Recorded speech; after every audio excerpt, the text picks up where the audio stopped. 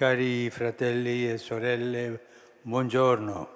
Chers frères et sœurs, bonjour. Nous écoutons la catéchèse du pape François à Rome, le 22 février 2017, après la proclamation du chapitre 8 de la lettre aux Romains, 8, 22, 26.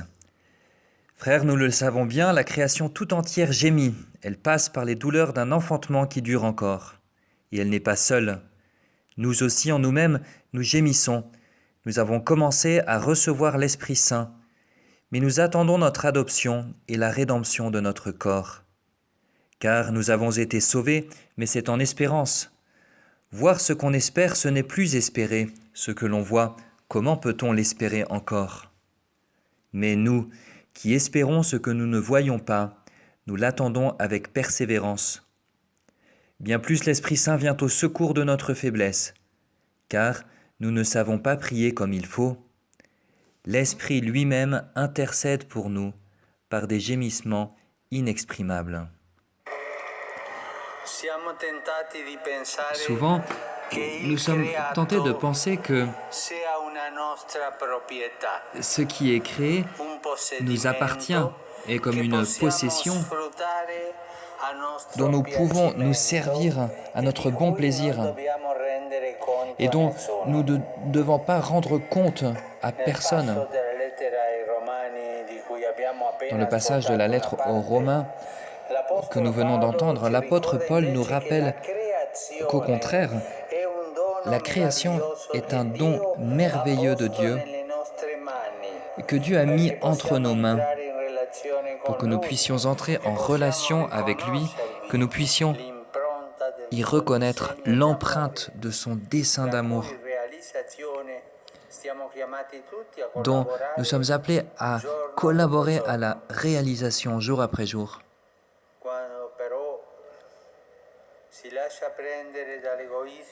Mais quand on se laisse prendre par l'égoïsme,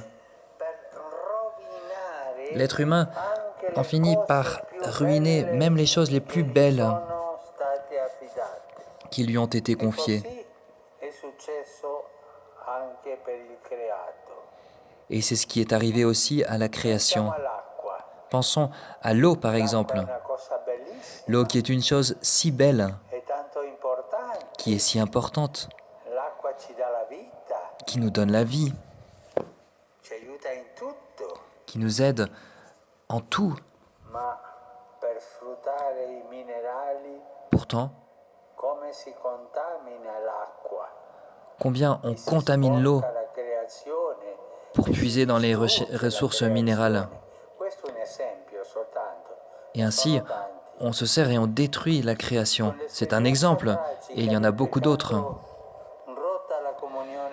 Avec l'expérience tragique du péché, la communion avec Dieu est rompue. Et aussi la communion avec tout ce qui nous entoure. Nous en avons fini par corrompre la création, la rendre esclave, soumise à notre avidité.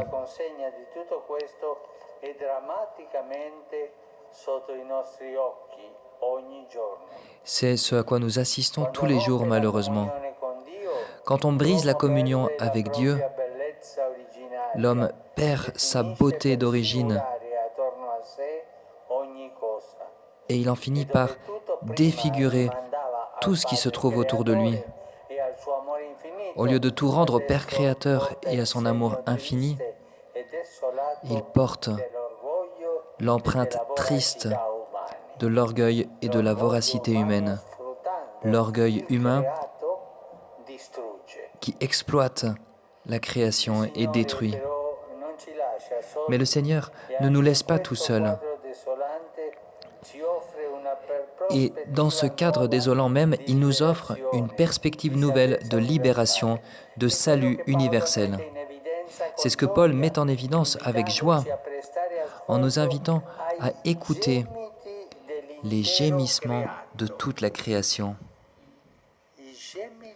Les gémissements de toute la création. C'est une expression forte.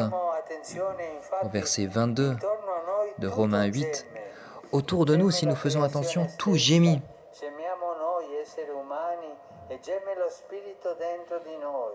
La création gémit, nous gémissons et l'Esprit en notre cœur gémit. Mais ces gémissements ne sont pas une lamentation stérile, comme le précise l'apôtre. Ce sont les gémissements de celui qui va donner naissance, de celle qui va donner naissance à une vie nouvelle. Dans notre cas, c'est effectivement ce qui se passe. Nous sommes encore aux proies avec les conséquences du péché et tout autour de nous porte encore le signe de nos peines, de nos manques, de nos fermetures, de nos enfermements. Mais nous savons que nous avons été sauvés par le Seigneur. Il nous est déjà donné de contempler, de goûter en avance, dans tout ce qui nous entoure, les signes de la résurrection, de la Pâque qui œuvre, qui opère une nouvelle création. Voilà le contenu de notre espérance. Le chrétien ne vit pas en dehors du monde. Il sait, au contraire, reconnaître dans sa propre vie, dans ce qui l'entoure, les signes du mal, de l'égoïsme et du péché.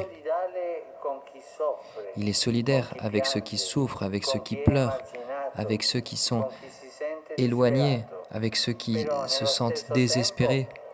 Et en même temps, le chrétien a appris à lire tout cela, à voir tout cela avec les yeux de Pâques, les yeux du Christ ressuscité. Il sait donc que nous vivons le temps de l'attente, le temps du désir qui dépasse le présent, le temps de l'accomplissement. Dans l'espérance, nous savons que le Seigneur veut guérir définitivement, avec sa miséricorde, les cœurs blessés et humiliés,